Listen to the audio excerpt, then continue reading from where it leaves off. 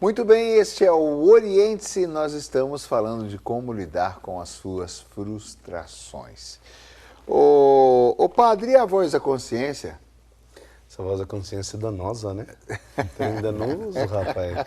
Como diz o mineiro, é danoso demais, O senhor tem uma voz da consciência? Eu tenho alguma voz que te fala assim, padre, você não está fazendo isso demais não? Padre, você não está fazendo aquilo de menos não? Padre, você não precisa fazer. Ô padre, que tal? Você fala, já sei.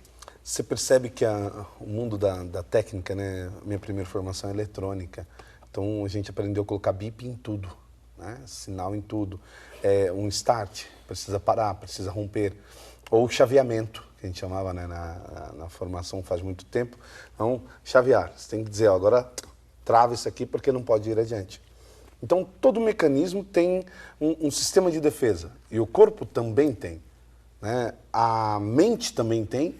E a alma, quando entendemos aí essa ligação religiosa, ela também vai ter a sua. E aí a sua consciência, ela é moldada a partir dos princípios, valores que você recebeu. Né? Tudo aquilo que foi, né, sendo semeado no seu interior ao longo da vida. Você chega a uma fase que agora começa a sua opção de absorção. Você faz as suas escolhas agora. Né? Aí você diz, nossa, meu filho até 18 anos eu controlava, eu dizia isso, eu dizia aquilo. Ou você, aquele ponderativo, né? Você vai me obedecer, porque você ainda é menor. Né? Mas vai chegar uma fase que agora ele alcançou a dita maturidade e agora sim, eu diria que a consciência recobra muito mais, porque constantemente vai estar aquele chaveamento dizendo, olha, não ou sim. Ó, isso pode, ou isso não pode. E é interessante, você não precisa ter estudado direito, você não precisa ter estudado religiões, nem você não precisa ter nem eletrônica. Você vai compreender que existe sim e não. Existe o pode e o não pode. Existem coisas que talvez eu possa me lançar incondicionalmente. Vamos pensar em pular de big jump. Né? Você diria, poxa vida, isso é impossível. Mas não, estou condicionado porque tem algo me prendendo aqui, está me segurando, e dá para eu saltar tranquilamente, vai me segurar até uma altura e eu vou voltar de novo. A gente pode dizer que seria um gerenciamento da expectativa?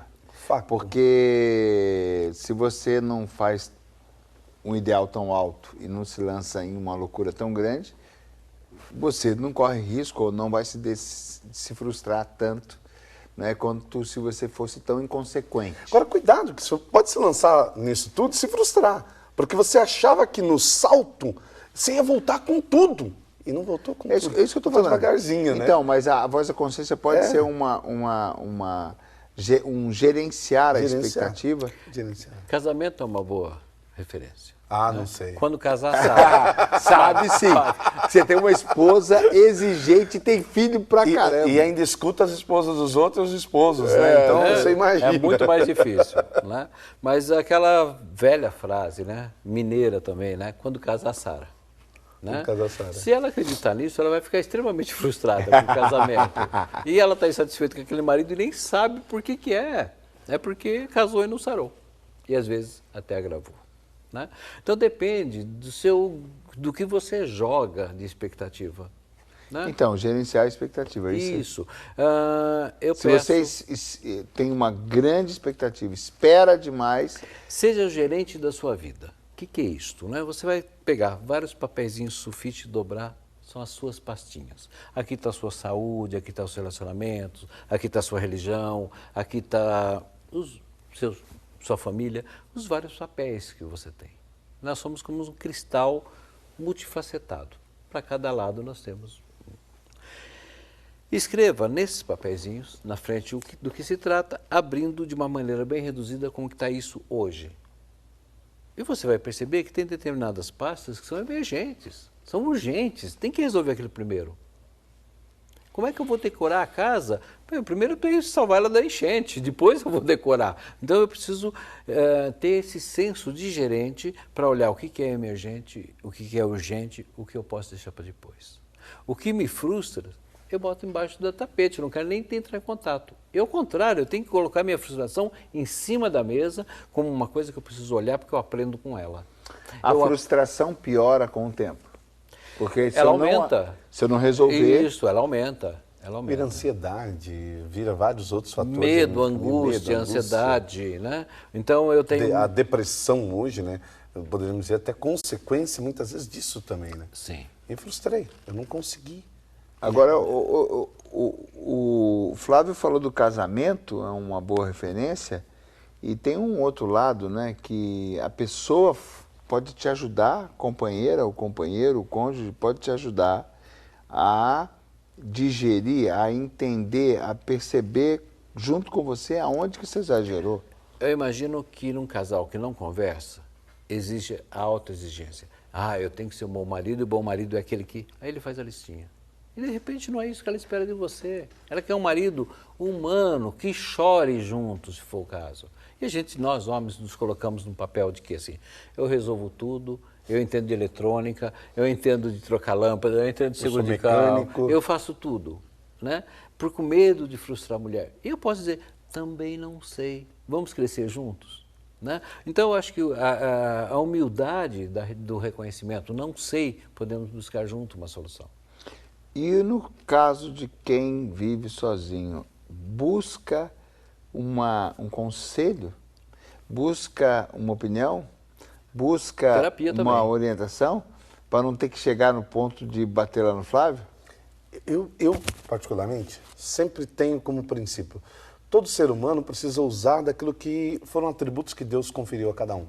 Então, nós precisamos tanto de uma religião em si, como precisamos do terapeuta no dia a dia. É um entendimento que foi dado a alguém para também nos auxiliar. Eu, por exemplo, eu trabalho com pessoas e eu preciso de alguém que trabalhe comigo. Então, eu tenho Deus no meu dia a dia, orientador espiritual para conversar, o confessor para poder relatar aí o que é pecado, o que é transgressão, o que é falta e erro em mim, mas tem um terapeuta também por trás. Tem um terapeuta. É interessante essa ideia do terapeuta, porque a minha função quanto terapeuta é ensinar o paciente a ser seu próprio terapeuta. Não, é isso que eu estou tentando identificar. Para ele não criar vínculos, né? Para ele poder... Eu tô fazendo aqui o papel de advogado do diabo. Do diabo, jogando o pato da parede de propósito, para trazer uma referência para quem não tem nada e tem que enfrentar as suas frustrações. Porque o padre trouxe uma coisa interessante que talvez sirva. A gente pode dizer, padre, porque tem muitos padres que são muito acadêmicos, estudaram e estão só nisso. E tem outros padres que são mais humanos, mais pais, mais vêm e te enxerga mais como filho, como ser humano, e está mais preocupado com você como um todo. Alguns até estudaram, fizeram um pouco de psicologia e foram mais fundo, ou até fizeram a faculdade inteira. Enfim, já voltados para essa preocupação com a pessoa. Não querendo substituir, mas dizendo, uma voz ponderada como a do orientador espiritual, como do conselheiro, também vai me ajudar a ponderar as minhas frustrações. Eu sempre trabalho o limiar do cuidado, né, e falava no dia a dia, porque tem um problema das alienações. Sim. Tá? Então, eu vejo né, isso, às vezes, na questão da religião, e falo como padre, viu? Muito resolvido, muito tranquilo com relação à minha fé, à minha doutrina, aquilo que eu creio, o Deus que eu celebro, o Deus que eu vivo no dia a dia. Mas isso é complexo. Como a pessoa, às vezes, ela aliena-se no padre, ou ela aliena-se no médico. A pessoa entra, por exemplo, no confessionário, ô doutor, eu tô com esse problema. E aí começa a sessão problema. Eu falo, amada, isso não é pecado. Isso você tem que levar para o psicólogo, para o psiquiatra, você tem que levar para o seu médico. Não, mas eu não sou louca. Alguém que diz que você é louco por acaso. Eu apenas disse que você é um ser humano, que você é uma pessoa e que você está em crise com alguns referenciais seus. Um deles eu vou te ajudar. Deus. Vou te falar desse cara aqui, ó. Te mostrar quem é, como você pode se aproximar dele, as coisas que você pode fazer para estar melhor na vida, tendo Deus. Padre, mas aí você há de convir comigo que você já ajudou. Sim, sim. Você já ajudou a pessoa... A escuta é terapêutica. Sim, mas eu digo assim, a pessoa perceber que ela tem referências e ela está tendo dificuldade e... tá aqui, eu preciso trabalhar isso, ele tem razão. Isso já foi uma terapia. Sim, com certeza. Assim como eu percebo que o paciente que evolui mais rápido, melhor, é o que tem uma fé, é o que tem uma religião. O paciente ateu é muito difícil trabalhar com ele. Porque aí eu já estou mudando um pouquinho assim o horizonte, Sim. que é a questão de você partilhar com alguém, né? Sim. Então, Tem às vezes, uma momento- voz ponderada, às vezes de um pai, às vezes de um padre, às vezes de uma mãe, às vezes do esposo, às vezes da esposa, às vezes do filho, que, ô pai, pô, mas você exagerou nisso aí, né? Você está ali arrasado com a situação, reclamando da situação, e aí passa seu filho adolescente, mas você também exagerou, né, pai? E vai pro vai lado embora. dele, e você fala, é mesmo, eu exagerei. Então, às vezes, uma voz ponderada já serve para... Isto. E você nunca sabe o que vai dar o start no paciente. Às vezes o padre, às vezes uma novela, às vezes um filme. E quando o paciente está aberto, é o melhor caminho. Então, tem uma religião, tá. Quando Então, você fala aberto, ele quer encontrar uma solução. Ou seja, vamos falar assim, ele está disposto a enfrentar a frustração. Voltamos ao enfrentamento. Solução. Eu diria, ele quer se encontrar. Ok, mas mas O autoconhecimento. eu quero ficar na primeira postura. Voltamos àquilo, a gente pode dizer que ele está disposto a enfrentar a frustração. Isso é uma condição interna. Ele Ok. tem que despertar. Ele quer. Não adianta, você não contamina o outro.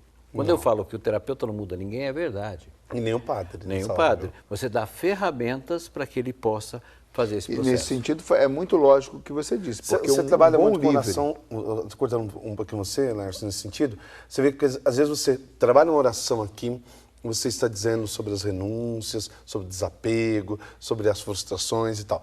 Termina essa oração, a pessoa, o senhor pode fazer uma oração para mim? Porque eu estou com um problema com meu filho, eu não consigo... Amado, eu já acabei de fazer essa oração em um âmbito geral e o senhor disse que onde dois ou mais estiverem querendo dizer meu nome, eu ali estarei. Ou seja, pode ser que ele não venha aqui porque está eu e você, entendeu? É complexo isso, quando a pessoa ela não quer nem ouvir. Sim, mas quando ela quer ouvir, né? o que ele disse, por exemplo, dos filmes, né? Tem filmes que retratam histórias baseadas em fatos reais, tem filmes que retratam princípios terapêuticos. E tem filme trash também, né? Tem filme que trash, afunda. louco, Isso, demente, esquizofrênico. que você fala, esquizofrênico. Então, às vezes você está num bom livro, num bom filme, e às vezes até no seu como é que você falou? Me dando direito? Não, como é que você falou? Me aconchegando, me aconchegando, me acolhendo, e de repente você fala, é isso. Nossa, puxa vida, eu acho que eu exagerei, esse cara está exagerando ali. Você quase que se vê num espelho quando você está aberto. Eu nesse estava num sentido. desses retiros espirituais e um colega lavando. Nós fomos escalados no sorteio de lavar os pratos, né? Certo. Porque era no coletivo ali, cada um ficou encarregado de alguma coisa. E nós estávamos lavando o prato, quando ele botou a mão na cabeça e falou, caramba! Eu falei, o que foi? Passei a manhã inteira rezando e Deus fala comigo quando eu lavo o prato? É isso. bem assim, se você né? está aberto, Deus vai falar com você Vai no falar. trânsito, quietinho na sua casa, dentro da igreja, fora da igreja. Não importa, o importante é você estar em sintonia. Quando isso acontece... Diz que é o encontro de São Benedito, né? Diz que a versão dele bem clara do encontro com Deus é quando ele limpava, né? Ele fazia os serviços, né, domésticos do sabia. convento, ali quando ele fazia as pequenas ações do dia a dia e ações que talvez quase ninguém queria fazer. Então ele se via naquele momento numa sintonia íntima com Deus, porque ninguém quer estar nisso aqui, mas eu quero. E aqui Deus começa a revelar para ele os seus propósitos. Talvez também isso, né, buscar um sair um pouco da realidade, esse retirar-se. A gente precisa se retirar. Acho que todo ser humano ele precisa se retirar. Não importa a tradição religiosa, não importa se é ateu ou não, ele precisa se retirar. O Flávio falou outra retiro- coisa que é interessante, um dos retiros, né, Flávio? Esse sair. Mas sabe, sai para viajar um pouco. Pega uma estrada, sabe? Faça essa experiência da estrada, do olhar infinito.